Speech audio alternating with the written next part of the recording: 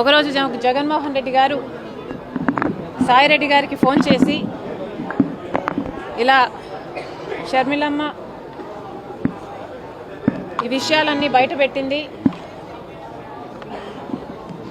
నువ్వు బహిరంగంగా press meet పెట్టి మీడియాలో షర్మిలమ్మ అబద్ధాలు చెప్తుంది అని చెప్పమని అడిగినట్లు విజయసాయిరెడ్డి గారు చెప్పారు.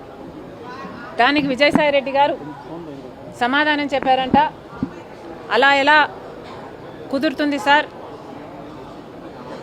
రాజశేఖర రెడ్డి గారి ఇద్దరి బిడ్డలకు సమాన వాటా ఉండాలని రాజశేఖర రెడ్డి గారు ఉన్నప్పుడే జరిగిన డిస్కషన్స్లో మీరు నేనే కాదు సార్, ఆ డిస్కషన్స్లో చాలాసార్లు షర్మిలమ్మ గారు, భారతమ్మ గారు, విజయమ్మ గారు అందరూ ఉన్నారు. మరి ఇంతమందికి తెలిసిన విషయం అబద్ధమని నన్ను ఎలా చెప్పమంటారు?